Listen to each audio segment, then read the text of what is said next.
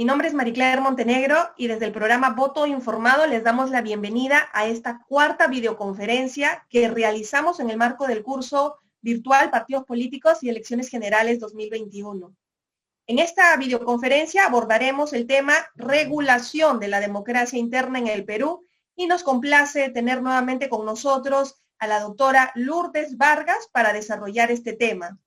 La doctora Lourdes Vargas es abogada del Jurado Nacional de Elecciones, ha laborado en las áreas de Secretaría General, Pleno del Jurado Nacional de Elecciones, Unidad de Cobranza y actualmente es encargada de la ventanilla única de antecedentes para uso electoral en la Dirección Central de Gestión Institucional del Jurado Nacional de Elecciones. Antes de dar la palabra a nuestra expositora, deseo recordarles que pueden escribir sus preguntas a través del chat de esta plataforma. Nosotros vamos a leer sus preguntas al finalizar la exposición de la doctora Lourdes Vargas. El día de ayer recibimos algunas preguntas desde el aula virtual. Lo ideal es que puedan escribirlas en el chat de esta plataforma. Igualmente lo vamos a leer al finalizar su exposición. Bueno, sin más, doctora Lourdes Vargas, le damos la bienvenida y agradecemos nuevamente que nos acompañe el día de hoy. Bien, buenos días a todos. Hoy día vamos a continuar con las charlas sobre la regulación de la democracia en el Perú. Para efectos de evitar que el video se pueda poner un poco lento, voy a detener el video. Entonces vamos a continuar. Bien, el día de hoy vamos a ver propiamente cómo se regula la democracia interna en el Perú. El tema de la democracia interna está vinculado al tema de que, como ayer mencionábamos, en algunos países la democracia interna se regula en la Constitución, en otros países en la ley electoral. Y algunas organizaciones, partidos políticos, pese a que no existía una obligación legal o una obligación constitucional, determinaron incluir la democracia interna en las elecciones de sus autoridades, como también en las elecciones de sus candidatos. Bien, todos recordaremos el referéndum que hubo el 25 de enero de este año, ¿no? En ese sentido, las preguntas fue el tema de las organizaciones políticas respecto al financiamiento. Pero bueno, en ese sentido, este artículo 35 de la Constitución Política fue modificado respecto al tema del financiamiento. Por eso es que esta es la última redacción, sin embargo está mutilada la parte de financiamiento interno, que no es un tema que por ahora vamos a tratar, sino es un tema que es posterior, parte del curso. En ese sentido, ¿qué es lo que dice el artículo 35, no? Los ciudadanos pueden ejercer sus derechos individualmente o a través de organizaciones políticas. Ayer recuerdan cuando estábamos mencionando el tema de Robert Dahl, ¿no? Cuando hablaba cómo se constituyen las organizaciones. En este caso, nuestra Constitución reconoce a los partidos, a los movimientos y a las alianzas, ¿no? Dice, tales organizaciones concurren a la formación y manifestación de voluntad popular y su inscripción en el registro les concede personalidad jurídica. O sea, son personas jurídicas de derecho privado, pero con finalidad pública, porque participan del sistema democrático del país. Y aquí viene la parte importante, ¿no? Mediante ley se establecen disposiciones orientadas a asegurar el funcionamiento democrático de las organizaciones políticas. En ese sentido, cuando estamos mencionando de que como algunos principios o muchos principios de la democracia deben de estar inmersas dentro de la dinámica de la organización política. Entonces, la Constitución es la que regula este tema y en ese sentido es que se han emitido las leyes que desarrollan este tema constitucional. Por ejemplo, la ley de organizaciones políticas, ex ley de partidos políticos, que regula esta parte. Aquí vamos a tener que hablar un poco cómo era antes, porque esta es primera vez que vamos a tener este tipo de elección interna con participación de los organismos electorales. Antes no era así. Si bien es cierto, había una participación de los organismos electorales, pero era en la medida de que ellos solicitaban a los organismos electorales contar con la participación para que los puedan acompañar y también fiscalizar la elección interna, tanto por parte de OMPE como de RENIEC, ¿no? Tengo entendido que RENIEC también ha prestado apoyo a las organizaciones políticas tratándose de la elección interna de sus directivos. RENIEC elaboraba el padrón electoral para cada partido, bueno, lo hacía directamente RENIEC con las organizaciones políticas. Entonces, ¿cómo se realizaba la elección interna de los candidatos para ser postulados ante los jurados electorales especiales con motivo de un proceso de elecciones generales o elecciones regionales municipales? Ustedes saben de que de justicia electoral, los jurados electorales son la primera instancia, ellos son los llamados a recibir las postulaciones de los candidatos. Una vez que ellos resuelvan cualquier decisión que no esté de acuerdo, lo ve el Jurado Nacional de Elecciones vía impugnación. Entonces ahora vamos un poco a recordar y luego vamos a concluir todo eso que antes se hacía, ahora ya no se va a hacer, por esta forma de elección que vamos a tener por primera vez para las elecciones generales del 2021. Este artículo, que es un artículo que está, que se refiere a la ley de organizaciones políticas, como acá bien dice, está derogado, pero es importante poco repasar. ¿Qué es lo que decía la norma? Decía que el órgano máximo del partido político decide la modalidad de la elección. Entonces, el órgano máximo del partido político y el órgano máximo del partido político tendría que estar detallado en qué instrumento, en qué norma que los regula en el estatuto. Ese órgano máximo debería definir cuál es la modalidad de elección y qué candidaturas se sometían al proceso de elección interna. Se sometían las candidaturas a la presidencia, a la vicepresidencia, representantes al Congreso, al Parlamento andino, gobernador, vicegobernador, consejeros regionales, alcaldes y regidores de los consejos municipales. Es el universo total de los candidatos. Si ustedes se dan cuenta, absolutamente todos debían pasar por democracia interna, ¿no? Entonces dice, debe regirse por las normas de democracia interna, el estatuto y el reglamento electoral, el cual no puede ser modificado una vez convocado el proceso. Entonces, el estatuto sí es un requisito al momento de presentar mi solicitud de inscripción como organización política ante el registro de organizaciones políticas. El reglamento electoral lo manifestaba la ley, sin embargo, el reglamento electoral nunca fue un requisito para solicitar la inscripción de una organización política. Jamás fue un requisito. Todos sabemos que todos los organismos sí tienen al interior un reglamento electoral, pero jamás fue materia de exigencia legal su inscripción como un requisito junto con la solicitud de inscripción de una organización política. Es más, los reglamentos electorales, para cuando el jurado analiza este tema, tenía que buscar el reglamento electoral. En algunos casos las organizaciones sí las presentaban, pero en otros casos no. Y cada vez que se presenta un proceso electoral, es lo que hacían, siempre le iban emitiendo algunas disposiciones que modificaban algún artículo del reglamento electoral. Entonces, es la primera vez para este proceso que se está exigiendo la inscripción del reglamento electoral como un requisito para la inscripción de organizaciones políticas. Esto es un poco más recordar lo que ya de seguro les he explicado el director del registro de organizaciones políticas. Bien, esto que estamos leyendo ahorita está derogado, señores, por si acaso. Siguiente, ¿cuáles eran las modalidades previstas en la ley de organizaciones políticas? Decía que las elecciones, la modalidad A, la modalidad B y la modalidad C. Bueno, la A es la que conocemos también como las elecciones internas cerradas, ¿no? Al interior de la organización política.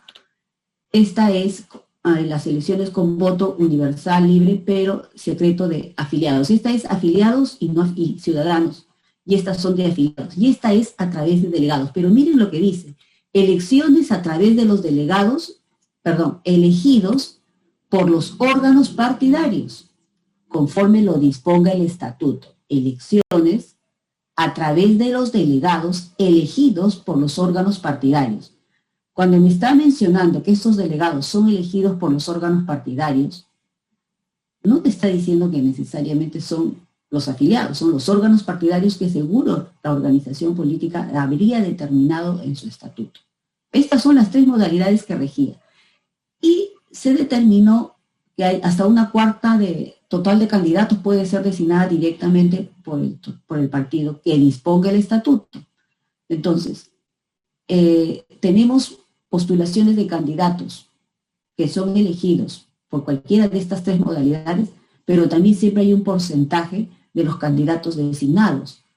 Y estos candidatos designados son invitados, algunos podrían haber pasado el tema de la democracia interna y algunos no necesariamente.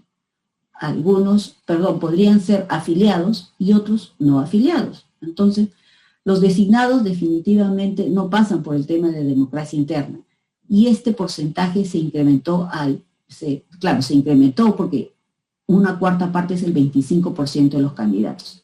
Estamos hablando de temas, de normas, de artículos ya derogados, ya no están vigentes a la fecha. Pero así es como regía la Ley de Organizaciones Políticas, la postulación de los candidatos a elecciones generales.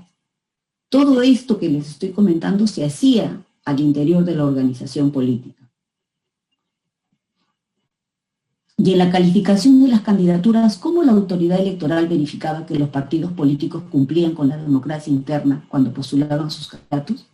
O sea, si bien es cierto, todo esto pasa al interior de la organización política y además el hecho de querer solicitar a la OMPE o al jurado que participen de la democracia interna era netamente facultativo, nunca fue obligatorio, era facultativo. Es cierto que muchas organizaciones políticas han solicitado a OMPE como al jurado su participación. Pero más ello tampoco determinaba que la participación tanto de OMPE o del jurado, su sola participación garantizaba que se hubieran cumplido todos los mecanismos de la democracia interna, porque la participación de fiscalización era el día de la jornada electoral. Pero cuando nosotros hablamos de democracia interna, entendemos que al interior de la organización política deberían existir también una convocatoria, debería haber un cronograma, deberían haber impugnaciones, tachas, como es la participación de candidatos, los controles necesarios, los cuestionamientos y las instancias. En ese sentido, el jurado ya en el año 2015 estableció, ¿no?, que si bien es cierto, las organizaciones políticas tenían a su cargo, el órgano electoral tenía a su cargo la realización de la elección interna, en ella se deberían de cumplir todas las etapas del proceso electoral: convocatoria, inscripción de candidatos, cómputo de votos, verificación de votos, verificación de quórum, proclamación de resultados y resolución de impugnación. Entonces, se supone que todo esto lo tiene que hacer un partido político que tiene inoculado al interior de su organización la democracia interna. Entonces, como se advierte de las normas, es de obligatorio cumplimiento para las organizaciones, para todo aquel actor involucrado, estar desde el ciudadano elector hasta el Estado, comprendiendo esto a los órganos del sistema electoral. Entonces, sí, efectivamente, los órganos del sistema siempre han realizado apoyos o asistencia técnica, como lo dice la misma Ley de Organizaciones Políticas. Entonces, cuando los partidos políticos o movimientos regionales son personas jurídicas de derecho privado reguladas por sus propias disposiciones estatutarias y reglamentarias, sin embargo, los procesos de democracia interna que se desenvuelven en su interior no están exentos de control y fiscalización por parte del Jurado Nacional. ¿Qué significa esto? Como quiera que no existe obligatoriedad de la participación de los órganos electorales, solamente queda en el ámbito interno. Al momento que ellos presentaban sus candidaturas, había un acta de elección interna que presentaban, pero esa acta de elección interna debía ser analizada en el contexto de su estatuto y de su reglamento electoral. Y en ese tema de analizar cómo fue la elección de estos candidatos, los jurados electorales especiales consideraban que en muchos casos no se había cumplido ni siquiera con lo que decía su estatuto o lo que decía su reglamento electoral no inscrito en el RO. Y es más, en algunos casos, la organización política no solo presentaba una lista, presentaban dos listas. Por un lado lo presentaba el personero legal titular y por otro lado presentaba el personero legal alterno. A medida que han pasado los diferentes procesos han existido ya controles, hasta tal punto que ahora se dice, el personero legal es el que representa a la organización política. El alterno solamente actúa en el proceso electoral siempre y cuando esté impedido de alguna manera el personero legal titular y evitar este tipo de duplicidad de candidatos. Entonces, cuando viene esta avalancha de cuestionamientos a las postulaciones de los candidatos al interior, te das cuenta que no se están cumpliendo los mecanismos de la democracia interna. Cuando viene una candidata y dice, yo salí elegida o estuve en la posición 4, pero ahora me han puesto en la posición 6, todos esos temas han sido materia de análisis. Pero bajo su estatuto, bajo un reglamento electoral publicado en un portal y bajo diferentes normas y directivas que la organización política emitía antes del proceso electoral. Y ojo, ¿qué es lo que decía la ley en el artículo 19? Convocado el proceso, no se deben de cambiar las reglas de juego. Entonces, convocada la elección al interior de la organización política, las organizaciones políticas no podían cambiar las reglas de juego. Y ese es el tema que normalmente los cambios a última hora han determinado muchos cuestionamientos en las postulaciones de los candidatos. Entonces, todas estas discusiones al interior de la organización política se reflejaban al momento de presentar las candidaturas. Y el jurado ha empezado a establecer ciertos criterios que se deben de cumplir al amparo de la Constitución. Y no son exigencias antojadizas, al amparo de la Constitución y lo que dicen las leyes, las normas. Es cierto que con el paso del tiempo también, bajo el criterio de la participación política, a veces el Pleno ha dejado de ser un poco estricto a fin de generar la participación de las organizaciones políticas. Así es como se ha ido verificando si realmente las organizaciones políticas cumplían o no con la democracia interna. Pero si ustedes se dan cuenta, siempre es al final, porque al final lo que la organización política requiere es tener representantes en el Estado a través del poder legislativo, a través de los gobiernos locales. Eso es lo que mueve a la organización política. Pero para llegar a ello hay que cumplir ciertos pasos previos de democracia. Y si en estos pasos previos, porque al final ese es lo visible, ¿no? No podemos entender que los partidos políticos existen solamente para... Ese no puede ser el fin último. El fin del partido político debe ser tener un acercamiento a la ciudadanía y recoger sus necesidades y luego plasmarlo en políticas y en su accionar cuando sean elegidos representantes que nos representan. En ese sentido, todos los problemas internos que surgen al interior de la organización política para el tema de elecciones, para postular candidatos, e inclusive lo que concierne a sus autoridades al interior de la organización política, se vislumbran en esta etapa de presentación de candidaturas. Cuando no tienen cuando sus directivos, habiendo cumplido el plazo de la vigencia de sus cargos, continúan. Y existen varios cuestionamientos y varios procedimientos que están a nivel del registro de organizaciones políticas. Y lamentablemente los procedimientos a nivel de las organizaciones políticas tienen una regulación diferente, pero además están amparadas en el marco de la ley de procedimiento administrativo.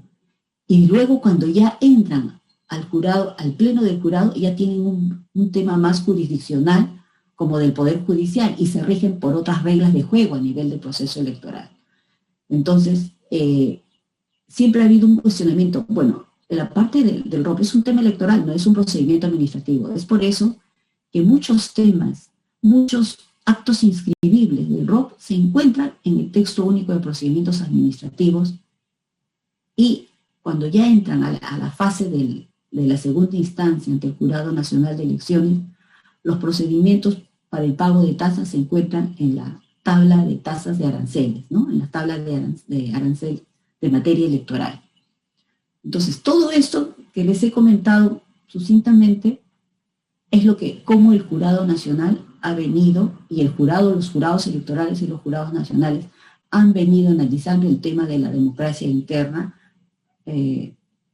respecto a la postulación de sus candidatos, ya sea en las elecciones generales, en las elecciones subnacionales, ¿no? ¿Hasta ahí hay alguna pregunta? Sí, doctora, tenemos una pregunta, pero creo que tal vez todavía no hemos abordado ese punto de su exposición, lo haremos tal vez más adelante, para que pueda seguir con la línea del tema. Perfecto, gracias. Ahora, ¿cómo se encuentra regulada la elección de precandidatos para ser postulados en las elecciones? Hasta ahorita todavía no estamos entrando, por si acaso, al tema de las elecciones internas para las elecciones generales del 2021.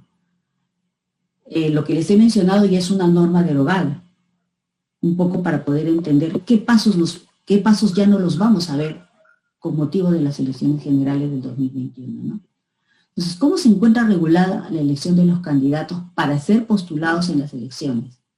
Y lo que ayer mencionó un participante, ¿no? Las PASO. Las PASO es un tipo de elección interna, abierta, ¿no? En la que participan no solamente los afiliados, sino todos los ciudadanos a nivel nacional. Es una elección a nivel nacional, tanto de los ciudadanos que nos encontramos dentro del territorio como los que se encuentran fuera del territorio. Y bueno, esta norma de la ley de las primarias abiertas salió pues en la ley 3998, publicada el año pasado, en el 2019, ¿no? Como parte del paquete de reforma electoral del Congreso anterior. Entonces, aquí un poco vamos a ver qué es lo que nos dice, porque estas normas están vigentes, pero están suspendidas. Están suspendidas para este proceso electoral, ¿no? Dice, recuerda cómo lo que les mencioné, que las elecciones internas, todos, absolutamente todos los candidatos pasaban por democracia interna, ¿no? Todas las candidaturas. Y sin embargo acá, tratándose de las elecciones primarias, como se encuentra regulado, solamente pasan las candidaturas del presidente de la República, representantes del Congreso de la República, gobernadores regionales y alcaldes provinciales y distritales. Entonces, hasta noviembre, diciembre, enero, que estábamos viendo el tema de la reglamentación de las candidaturas sujetas a elecciones primarias, y decíamos, entonces los vicepresidentes no van a pasar a elecciones primarias. ¿Y quién convoca a las elecciones primarias? Consideramos que lo tenía que convocar el presidente de la República, porque las normas no dicen nada sobre ese tema, ¿no? Entonces, teníamos ahí ciertos vacíos. Entonces, si hablamos de democracia interna, ¿cómo es que van a salir elegidos los consejeros regionales, los regidores, tanto de los consejos municipales y distritales? Porque ahí la norma es taxativa, solamente esas candidaturas van. Entonces ahí decíamos, bueno, entonces se preguntará a las organizaciones políticas si consideran, porque tendría que ser facultativo, si los vicepresidentes van a ir a elección interna, a elección primaria, ¿no? Y en un caso de elecciones regionales. Entonces, ahí decíamos, entonces, ¿qué sucede? Que ellos sí van a hacer una elección interna, pero netamente al interior de su organización política. Ya no sería que los consejeros y los regidores vayan a una elección primaria, ¿no? Ahora, por ejemplo, en Paraguay, si mal no recuerdo, hay elecciones internas, pero para elegir a los candidatos solo presidenciales, ¿no? Entonces, un poco como que esto es una mixtura. Acá, por ejemplo, están presidentes, representantes y gobernadores regionales. Y así nos saltaron varias dudas respecto a las modificaciones efectuadas por el Congreso anterior, respecto a cómo iban a ser elegidas las otras autoridades, pero estas reglas van a estar vigentes para el proceso del 2022, ¿no? Y además dice, candidatos en elecciones primarias, dice, solo el afiliado que tenga como mínimo un año de afiliación a la fecha límite de la convocatoria de elecciones generales puede postular para ser candidato en una elección primaria. Una cosa un hito es la fecha de la elección y otro hito diferente es la convocatoria. Por ejemplo, para las elecciones generales del 2021, la convocatoria se ha efectuado el 9 de julio. La convocatoria, en ese entendido, si yo debería estar afiliado a la organización un año antes de la convocatoria, ¿cuándo he debido de estar afiliado para poder postular en caso de que hubieran surgido las primarias? Hubiera sido al 9 de julio del año 2019. Al 9 de julio del año 2019, pero esta ley salió el 22 de agosto. Luego sacaron una modificación indicando que para las elecciones, estas, al menos el afiliado debería tener 6 meses. Entonces, miren, estamos pasando de ser exigentes de tener un año de afiliación, pero anterior a la convocatoria, no al día de la elección. Porque lo que la ley, un poco, lo que el legislador ha querido, oye, al menos ten un tiempo de permanencia en el que has participado en la organización política, un año antes de la convocatoria. Que dice, el incumplimiento de esta exigencia invalida la candidatura individual. La organización política, además de eso, puede exigir mayores requisitos a los señalados, ¿no? Y las candidaturas se inscriben de forma individual ante el jurado electoral especial correspondiente. ¿Qué sucedía? Cuando estábamos analizando ese tema decían, van a funcionar los jurados electorales. Sí, pues, y tenía lógica en la ley, porque de acuerdo a esta ley, los jurados electorales especiales debían instalarse. Ustedes saben que los jurados electorales son órganos temporales que viven cada vez que hay un proceso y mueren cuando se acaba, se cierra el proceso, cuando concluye. Y la norma decía que se tienen que instalar, o sea, tienen que estar activos, funcionando normalmente a los 30 días de convocado el proceso. Es por eso que cuando el año pasado analizábamos, decía, cáspita, la fecha límite para que el presidente pueda convocar es el 15 de julio. Y si esa fuera la fecha límite, como máximo, los jurados electorales especiales deberían estar instalados el 15 de agosto. Entonces, teníamos un calendario electoral bastante amplio, porque teníamos que pensar en las elecciones primarias, la fecha de las elecciones primarias, y como los jurados electorales tenían que recibir las postulaciones, teníamos que establecer las reglas, teníamos que establecer las reglas de juego para las precandidaturas, para las primarias, tener en cuenta las reglas de juego de los partidos respecto a su estatuto y su reglamento electoral. Entonces, aquí indicaban que las candidaturas se presentan e inscriben de forma del jurado electoral correspondiente. Y cuando te dicen se presentan de forma individual, se supone que la votación es para cada candidato.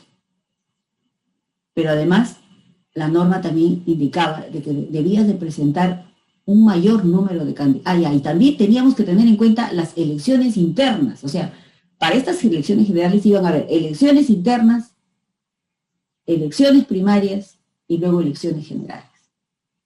Y aquí se modificó, se redujo el número de designados. Hasta un 20% de la totalidad de candidatos al Congreso puede ser designados entre sus afiliados o no afiliados por el órgano de la organización política que disponga el estatuto. Miren qué exigente el legislador.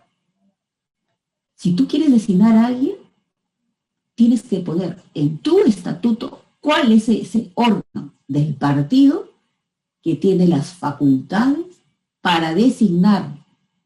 Es más, en la lista de candidatos la ubicación de los designados es establecida por el órgano competente de la organización política, respetando los principios de democracia interna.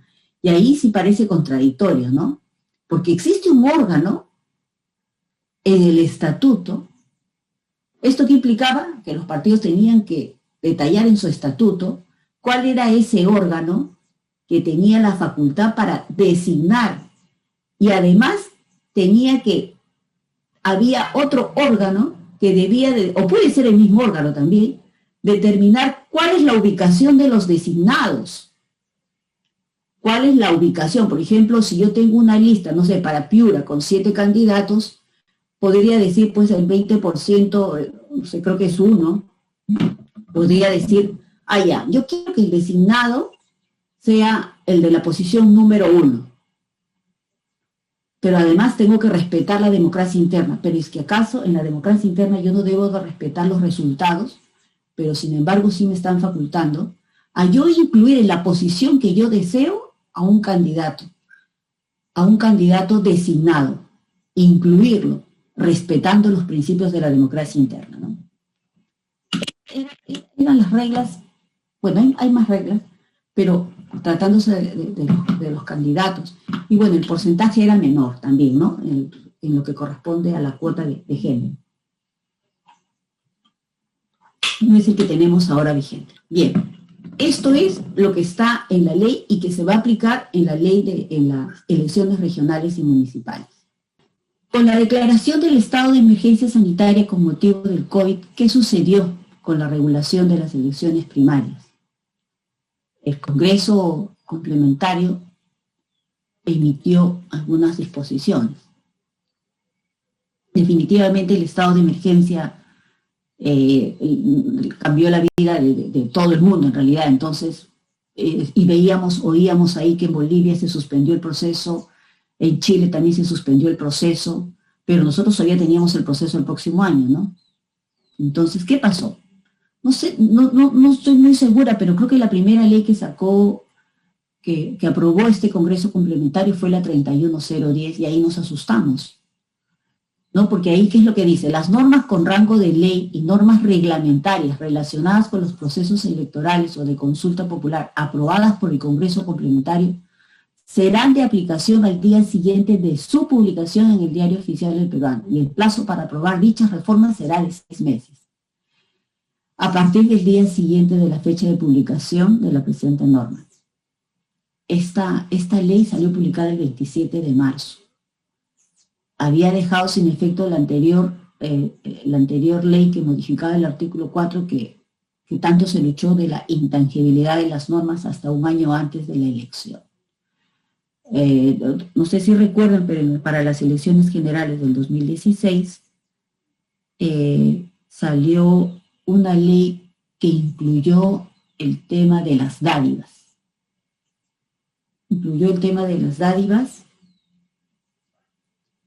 Salió el 25 de enero del año 2016, si mal no recuerdo, y esta ley ya estábamos convocados, el proceso ya estaba convocado, y determinó el tema de las dádivas.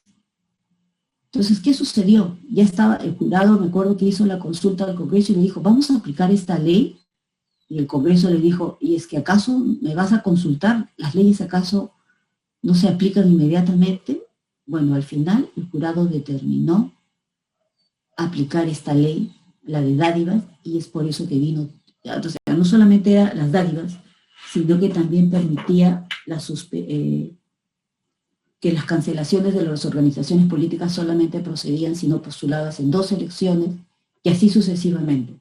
Eso determinó que casi como 10 organizaciones políticas retiraran candidatos, ¿no? Recuerdo FREPAP, Perú Patria Segura, y hubieron otros tipos de cuestionamientos, porque los que presentaron candidatos luego retiraron candidatos, y así hubo una serie de temas. Entonces, ¿qué dijeron? Bueno, no podemos, si para una elección interna convocado el proceso tú no puedes cambiar, sin embargo en el año 2000 eso nos trajo muchos problemas, ¿no? Y se cuestionó la integridad, la imagen del jurado, se vino abajo la imagen del Jurado Nacional de Elecciones por la aplicación de esta norma, más conocida como dádivas, que modificó el artículo 42 de la Ley de Organizaciones Políticas. Bueno, entró el Congreso complementario y dispuso que tenían plazo hasta el 28 de septiembre del año 2020 en emitir las regulaciones. Entonces nos queda muy poco margen para reglamentar y todo este tema.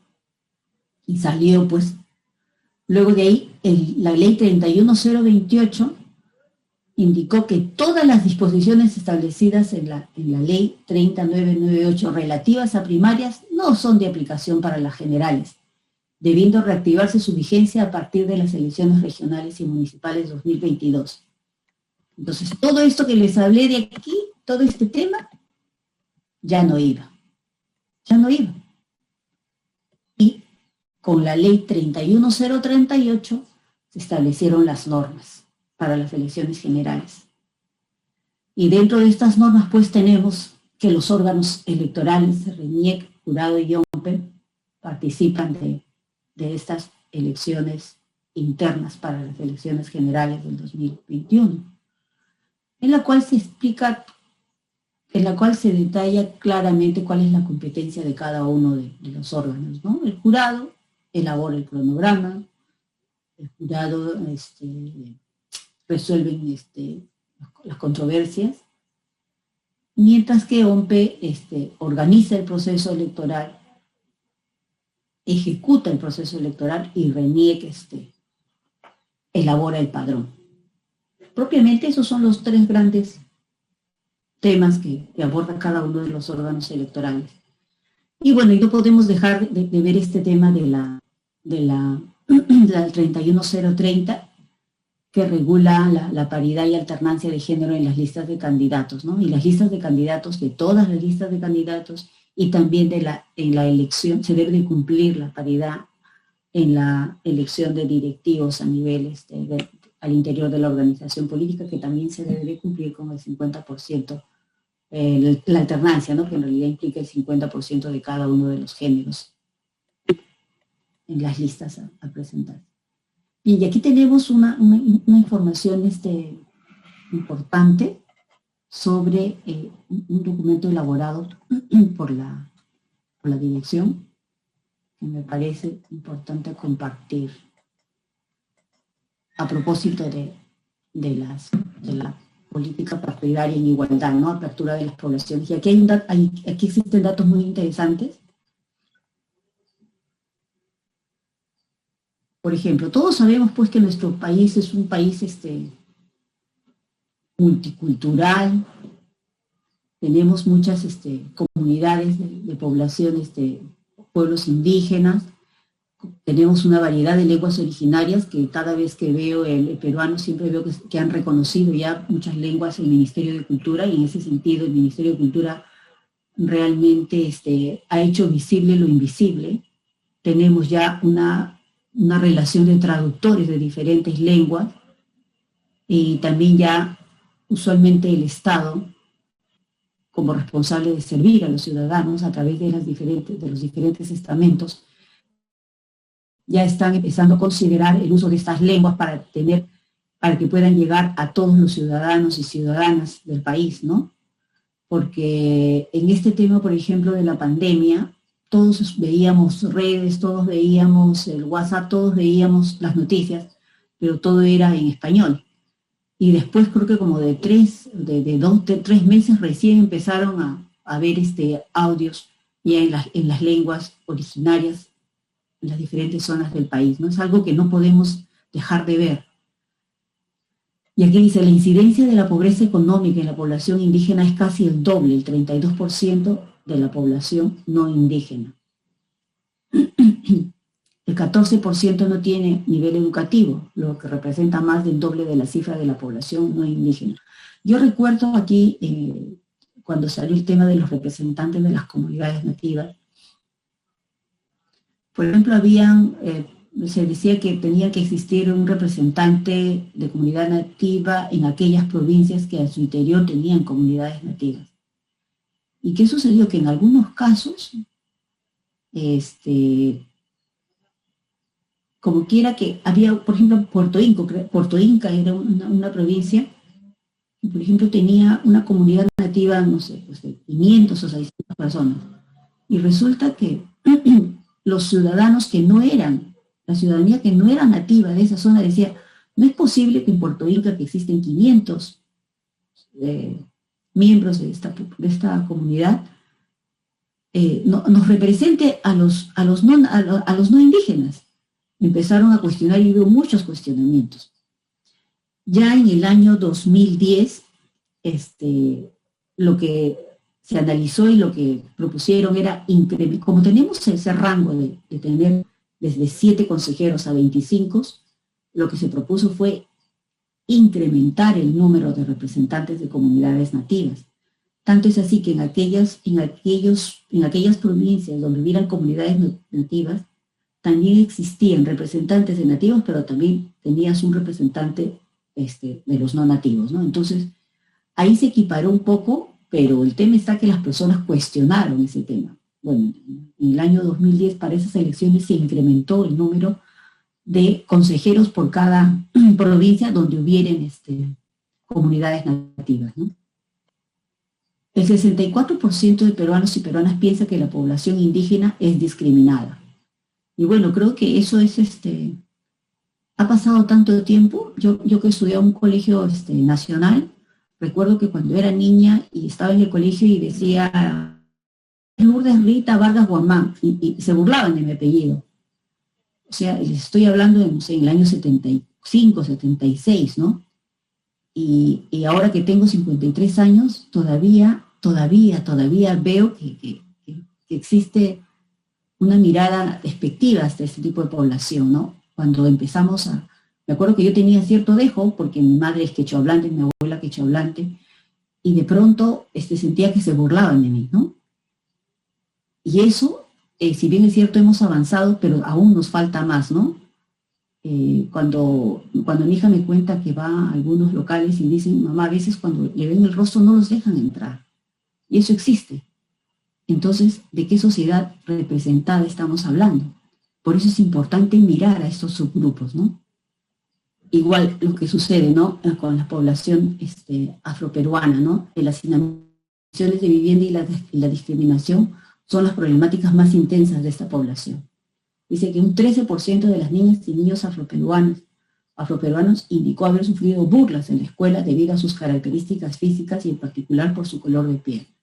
Y aquí justo un poco traigo cuando mi hija me enseña, a veces le digo, mira, mis amigas del colegio han mandado y me dice, uy, mamá, y hay algunas amigas, bueno, las que están en otros lares, ponen una cara de asombro. Por ejemplo, un día me pasaron un bebé, decía, hoy empiezo con el pie derecho, y era como un caníbal, con el cabello ensortijado, la piel oscura, los labios rojos, hoy, y agarraba un pie, o sea, un pie mutilado, derecho. Hoy empiezo con el pie derecho. Y jajaja se burlaban, ¿no? O sea, perdón, se reían, todas ponían jaja, pero vieron 2 o 3 que pusieron una cara de horror, ¿no? Entonces, y eso que son amigas de mi edad, o sea, cincuentonas, pero sí, o sea, a nosotras quizás nos cuesta un poco más, pero a mi hija es mi referente, ¿no? Ella siempre me está, mira, ¿te has dado cuenta de ese comercial, mamá, de esa publicidad que, por ejemplo, cuando sale un programa, creo que de toallas higiénicas y abre las piernas, para que siempre oler a flores, ¿no? Para siempre oler a fresas, y te dan por olores. Entonces me dice, eso es terrible, mamá, ¿acaso hay comerciales, publicidad para las mujeres dirigida a eso? No, entonces, bueno, mi hija tiene 22 años, entonces tengo ahí como que un parámetro, ¿no? Cuando a veces digo algo porque está en nuestra cultura, está en nuestra formación. Si bien es cierto, mi madre era una mujer muy independiente, pero también tenía ese tema de, cuando vas a la mesa, primero la mejor prensa al papá hay que servirle primero, ¿no? Y yo he vivido en ese hogar, y también cuando vivía con el papá de mi hija, también ha sucedido eso, y no es una cuestión de formación, no es una cuestión, es algo que está internalizado en nuestro ser, ¿no? Entonces, lo mismo pasa con los afroperuanos, ¿no? Siempre cuando vemos un afroperuano por ahí caminando, siempre estamos pensando que es una persona con malos hábitos, ¿no? Entonces a ellos también, o sea, ellos tienen que trabajar doble, triple, igual que los indígenas. Siempre te tienes que esforzar mucho más. ¿Por qué? No estamos en igualdad de condiciones. Y estamos hablando de igualdad política. Entonces sí, tenemos que esforzarnos mucho más. Alguna vez cuando mi hija me decía, ay mamá, yo creo que me voy a unir a un hombre de color, le digo, me parece muy bien, pero eso sí, tendrás que educarlos mucho, porque el racismo existe y existirá, y solamente se va a detener y va a reducir. Pero mis nietos y mis nietas, yo quiero que al menos estén educadas y fortalecidas, porque es difícil erradicar el racismo al 100%. ¿Es un deseo? Sí, es un deseo de todos, ¿no? El otro día veía un reportaje qué pasó con la señora Rosa Parks en Estados Unidos, ¿no? Cuando la quisieron bajarse porque se subió a un bus donde solamente podían ir los blancos. Y ella dijo que no iba a bajar del carro. Y bueno, y al final vino la policía y la sacó. En ese estado, en esa ciudad, todos los afroamericanos decidieron no tomar el bus y empezaban a caminar a ir a sus trabajos. Así ha pasado muchos meses hasta que la misma comunidad dijeron, bueno, los carros vacíos, y la gente empezaba a caminar y andar en bicicleta, ¿no? Entonces, este tipo de situaciones, o sea, realmente es calamitoso cuando ves la historia de los descendientes africanos, ¿no? Entonces, hasta ahora siguen siendo invisibles, ¿no? Y mirados con desprecio. Entonces, eso sí definitivamente tiene que erradicarse y se tiene que erradicar con el tiempo, sí, pero no puede ser que esperemos mucho más. Eso debe ser más corto el tiempo, de estar conscientes de este tipo de personas silenciadas, no visibilizadas, ¿no? Dice, las mujeres representan la mitad de la población nacional y si bien las últimas décadas han venido logrando el reconocimiento de sus derechos y el acceso a las oportunidades, persisten aún brechas de género que deben enfrentar. Representan el 44% de la población ocupada, aunque en promedio sus ingresos son un 33% menor que el de los hombres. Igual, el 51% de personas con estudios superiores es mujer, pero solo 3 de cada 10 directivos o funcionarios públicos es mujer, ¿no? Igual, representan la mitad de la militancia, pero solo el 3% de alcaldías se encuentra a cargo de una mujer. Igual con los jóvenes, ¿no? Tenemos una cuota joven, sin embargo, al momento que salen representados, el número es muy reducido, ¿no? 2 de cada 10 cuentan con beneficios laborales, ¿se acuerdan de la ley Pulpín que salió? Y el 13% de los jóvenes entre 15 y 19 años ya es madre. Y sin embargo es la población con mayor uso de las tecnologías de la información, pero también más interesada en participar en política. Bueno, y así tenemos esa cartilla que seguro la Dirección Nacional les va a hacer llegar, ¿no? Es decir, el 71% de los peruanos se considera que la población LGBT es discriminada, ¿no? Y bueno, ya hemos tenido representantes de candidatos al grupo LGTB en este periodo. Y aquí hay una información bien interesante cuando hablan sobre algunos países que ya han incluido dentro de sus estatutos. Bien, dice, a nivel partidario se tiene que las mujeres representan la mitad, pero solo un cuarto de la dirigencia. Asimismo, la mitad de los partidos que participaron no postuló a ninguna mujer y a la presidencia regional en ninguna de las 25 regiones del país. En este año 2018 algo pasó, se redujo la participación de la mujer. Parece que es un tema que constantemente debe de estar vigente para hacerlo presente, porque si no, se apaga, es un tema que se apaga. Bueno, la diversidad de intereses, interés en la política según el nivel económico. Bueno, y esta es la estrategia que definen los estatutos de las organizaciones políticas, que definen la ideología, principios a propósito del partido, describen el rol y funcionamiento, describen métodos de selección y establecen comités o grupos para el desarrollo de políticas, finanzas, ¿no? Eso es lo que en las estrategias para promover la participación de la igualdad y la no discriminación. Aquí, 4 partidos, porque han hecho un análisis de los estatutos, incluyen este principio de igualdad de género en su misión y el principio fundacional. Y uno hace mención al principio de no discriminación por género y uno no hace ninguna referencia a estos principios. Principio de igualdad étnica, dice, solo un partido incluye este principio en su misión y el principio fundacional. Uno hace mención al principio de no discriminación por raza o etnia y 4 no hacen ninguna referencia a estos principios. Entonces, como vemos, dice acá, la mayoría de partidos ha incorporado los principios de igualdad de género y no discriminación por sexo en sus estatutos. El reto ahora es dar el salto del discurso a la acción, adoptar medidas efectivas para promover esa igualdad. En el caso del principio de igualdad técnica, aún queda por trabajar a nivel discursivo inclusive. Y esto es lo que les mencioné, creo que ayer les puse este tema, de que se había considerado el tema de las mujeres, ¿no? Para poder promover la participación política de las mujeres en esos partidos en Costa Rica y en Nicaragua. Este es el tema, este es lo que estaba buscando hace un momento. En México ya existía dentro de la organización interna del partido político la Secretaría Nacional de la Diversidad Sexual y o LGTBI, y bueno, la Secretaría de Asuntos de las Personas con Discapacidad. Es tímida la inclusión a nivel de estatutos, pero bueno, de alguna forma hay que empezar, ¿no? Bueno, y esperemos que también que los próximos estatutos que se modifiquen a propósito de las normas que deben de cumplir, porque tienen que modificar sus estatutos, ya puedan incluir este tipo de representantes, ¿no? De representación. Perú, cuotas voluntarias, bueno, las cuotas voluntarias de algunos partidos, ¿no? Bueno, esto de las candidaturas, ya eso es un tema que lo van a analizar muy bien con un funcionario que les toque exponer. Y aquí hablan del tema del cuidado de las mujeres, ¿no? Y en Canadá cuenta con un programa de asistencia financiera que reembolsa a las candidatas, así como las candidaturas de las minorías, gastos de cuidado de niños, al buscar una nominación y gastos de viaje en áreas geográficamente grandes. Y en los grupos de recaudación de fondos en Estados Unidos son muy importantes para movilizar fondos para mujeres. ¿No? Ejemplo, la lista de Emmy que recauda fondos a favor de candidaturas de mujeres demócratas. Entonces, sí existe mucho impulso para poder visibilizar a las mujeres y que puedan representar, porque sería una sociedad inclusiva y una sociedad en la que todos los subgrupos estén representados y podamos vivir en democracia, ¿no? En el estricto sentido de la democracia. Bien, aquí creo que, bueno, aquí tenemos desarrollo de políticas con enfoque de derechos. Esto es propiamente el texto de la cartilla y bueno, por aquí lo dejamos y continuamos con la parte de... Estábamos en esto.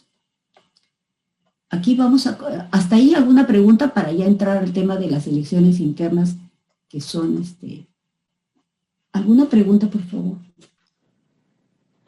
Sobre este tema en particular, doctora Lourdes, respecto a la discriminación, solo María Silvia Erazo Flores nos comenta que la mujer indígena y negra existe doble discriminación, ¿no?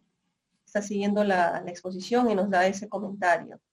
Una doble discriminación por ser mujer e indígena o negra, nos dice. Las otras preguntas obedecen ya a la normativa propia de las elecciones internas. Ah, perfecto. Sí, sobre ese tema, bueno, hay una palabra que utilizó una expositora que nos capacitó, Marie Claire, fue la interseccionalidad, ¿no? El hecho de ser pobre, el hecho de ser de rasgos afroperuanos, el hecho de ser de rasgos étnicos, además eres pobre y además y vives en una zona que no es mirada bien, entonces tienes que luchar varias veces más, o sea, te exiges mucho más, ¿no? Entonces, eso es lo que se conoce como la interseccionalidad, si mal no recuerdo. Muchas gracias, okay, totalmente muchas gracias. De acuerdo, totalmente de acuerdo. Bien, entonces ahora vamos a ver el tema de las elecciones internas para las elecciones generales en 2021. Como recuerdan, el Jurado Nacional de Elecciones se encarga de elaborar el cronograma. Pero claro, el jurado elabora el cronograma, pero sí, también se coordina con los, porque recuerden que los tres órganos, tanto jurado y RENIEC, tienen que coordinar, existe un comité de coordinación electoral, y sí se coordina, ves que el jurado dijo, ya, yo quiero que sea así, no, se coordinan, hay reuniones técnicas en las cuales se conversan para ver cuáles son los plazos adecuados para no interferir en la labor de cada órgano y cada entidad. Y así nació este cronograma. Pero lo que quiero que recuerden, y es a veces cuando escucho a los políticos en los medios radiales o televisivos, cuando dicen, el jurado nos ha recortado un plazo, imagínense, nos han dado 17 días para escribir una alianza, qué barbaridad, cómo se les ocurre. Pero pocos son los que hablan y dicen, bueno, sí, el Congreso emitió una ley, 31010, y postergó y dijo que tenían 6 meses para regular el tema de las elecciones internas. Y ese plazo venció el 28 de septiembre. Entonces, ¿qué tenemos acá? A ver, tenemos la fecha límite para que las organizaciones presenten afiliados ante la DNRO, el 30 de septiembre. ¿Recuerdan lo que decían las normas? Que para que tú participes en una elección como candidato en las elecciones primarias, deberías estar afiliado 1 año de convocatoria. O sea, hubiera sido en julio del año 2019. Pero luego salió una norma y dijeron, bueno, 6 meses, ¿no? O sea, tendrías que haber estado afiliado a partir de enero del 2020.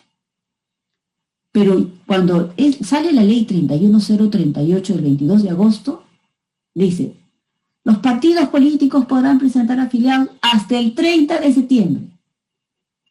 Entonces, muchos partidos políticos, muchos o pocos, no tengo la relación, empezaron a presentar sus afiliados, ¿no? Pero estos afiliados, cuando los presentan, pueden ser lo que se llama, y seguro que ya Fernando Rodríguez, el director, les habrá explicado, existen los padrones cancelatorios y los padrones complementarios, ¿no? Los cancelatorios, como su nombre lo dice, presento un grupo de afiliados y cancela todo lo que yo tenía como afiliados antes. O un complementario que estoy adicionando, estoy incrementando el número de afiliados, ¿no? Estoy incrementando el número de afiliados. Bueno, ese plazo venció el 30 de septiembre. Cuando llega estos afiliados, no es que la DNROP, de frente lo registra en su padrón de afiliados, no, porque tiene que irse a validación respectiva ante la RENIEC. RENIEC le remite, él registra, y luego de ahí le remitía a RENIEC para que elabore y consolide toda la información del padrón, porque el padrón debe de tener ciertos requisitos, ¿no? Porque ese padrón de electores y afiliados es el insumo que necesita la Oficina Nacional de Procesos Electorales para poder elaborar organizar a los votantes el día de la elección. Ahora, como bien saben, en las elecciones internas solamente van a votar los afiliados, por lo tanto estamos hablando de una elección interna cerrada, no es abierta, es cerrada, solamente participan los afiliados, pero por primera vez en la historia, estas están siendo llevadas a cabo por OMPE y el jurado y RENIEC. Pero aquí hay que tener en cuenta un tema. Todo ese tema de la democracia interna que hemos visto, de la convocatoria, lo tienen que haber llevado ellos al interior para presentar las candidaturas. Porque justo antes de empezar hoy día, empecé a revisar el portal en Google y realmente acá dice fecha límite para que las organizaciones, periodo de convocatoria, para que las organizaciones políticas convoquen el proceso. Y sí, pues entre el 12 y el 15, las organizaciones políticas han debido de convocar el proceso al interior de las organizaciones políticas para que producto de esos pasos, de ese cronograma que ellos han elaborado en esta convocatoria en cortísimo tiempo, puedan ellos lograr al día 31 de octubre la presentación de candidatos. Aquí me he saltado este tema y ahorita voy a volver a retomar. Acá dice, fecha límite para que las organizaciones políticas presenten el reglamento electoral ante la DNROP. ¿Qué se ha tenido que hacer para salvar? ¿Recuerdan que les mencioné de que el estatuto debía determinar cuál es el órgano partidario facultado a designar a los candidatos? A los candidatos y a las candidatas, respetando la democracia interna. ¿Recuerdan que les mencioné eso? Bien. ¿Qué es lo que se hizo para que pueda hacerse viable este proceso?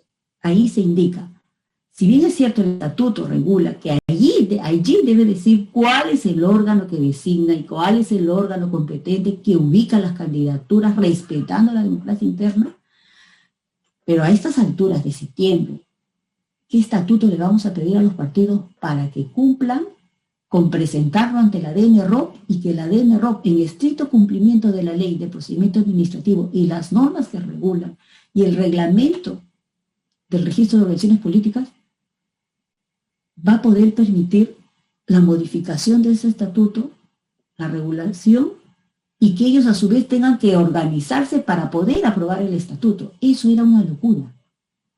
Eso no hubiera podido ser viable. Entonces, ¿qué se optó? Se optó por considerar que este reglamento electoral, que ahora sí es un requisito para inscribir una organización política, que este reglamento electoral considerara dentro de su texto que hay qué organización, qué órgano del partido es el facultado para designar. Y además, ¿qué se dijo? Ojo, este reglamento que vas a presentar con motivo de las elecciones internas para las elecciones generales del 2021 va a ser de aprobación automática. ¿Qué significa? Que ese reglamento no va a ser mirado, filtrado por la DNRO para poder viabilizar el proceso. Y bueno, se sacó. Y es más, se dice que el reglamento aprobado bajo estas condiciones de aprobación automática se cancela ni bien concluye el proceso. Porque esperemos que después que acabe este proceso, las organizaciones políticas presenten sus estatutos, sus reglamentos, de acuerdo a cómo lo establecen sus normas internas, ¿no? Y cuáles son las reglas de juego para poder modificar estos documentos. Y dice, fecha límite para solicitar la inscripción. Claro, este es el tema que salió el señor, las organizaciones políticas que ya sabemos, Alianza para el Progreso con el PPC, y bueno, luego desistieron, ¿no? Entonces, en este periodo para convocar, del 12 al 15, la fecha límite para aprobar el uso del padrón de electores y afiliados venció el 29 de octubre. El plazo límite para aceptar para inscribir la alianza vencía el 29 de octubre. Sí, son 17 días, pero también lo que escuchamos del director del ROPES decía, una organización o estas dos organizaciones políticas que presenten sus requisitos de la alianza electoral completas, sí se logran en 2 semanas. Y es que por eso es que se puso eso. Se lograban en 2 semanas si hubiera estado completo. Ahora, los requisitos para inscribir una alianza electoral, ¿acaso se dieron ahora? Salió en la ley. ¿Y la ley de cuándo fue? La ley fue la que establece los requisitos para inscribir una alianza, fueron del año pasado. Este año no se han determinado requisitos para una alianza. Entonces, empezaron a cuestionar ese tema. La verdad que cuando nosotros pusimos el tema de la alianza, pensábamos que nadie se iba a aliar. Y nos llamó mucho la atención que hubiera esta alianza, pero bueno, al final se desistieron, ¿no? Bien, ya tenemos la fecha ya venció el plazo para la aprobación del uso del padrón, ya se publicaron las resoluciones por parte del Jurado Nacional de Elecciones y ya tenemos allí los padrones con los nuevos totales que, bueno, están en las resoluciones, no las he podido consolidar. Y el plazo límite para lograr, una cosa es solicitar y otra cosa es lograr la inscripción, son temas diferentes. Yo solicito, es cuando yo solicito la inscripción de candidaturas, no significa que ese día estoy inscrito, solicito es como mi carpeta de postulante, ¿no? Y aquí tenemos estas fechas. Fechas que OMPE ha considerado que no podían ser más allá porque no les va a permitir la elaboración y despliegue del material electoral. Dice, fecha límite para que el órgano electoral central otorgue a la OMPE la relación de los miembros de mesa. Eso significa que los miembros de mesa no van a salir sorteados como es en una elección general, esto es una elección interna. Y recuerden que OMPE también ha respetado el tema. Órganos electorales al interior del partido, ustedes determinan sus reglas de juego al interior. Ustedes lo determinan. A mí solamente me das los candidatos que van a ir a las fechas de las elecciones del 29 de noviembre y el 6 de diciembre. OMPE no intervenir en otra etapa. Simplemente tal fecha. Y es más, ¿quién me va a entregar esa relación? El órgano electoral central. Fecha límite para que remita la relación de los miembros de mesa. Fecha límite para que el órgano electoral remita a la OMPE las candidaturas definitivas de delegados.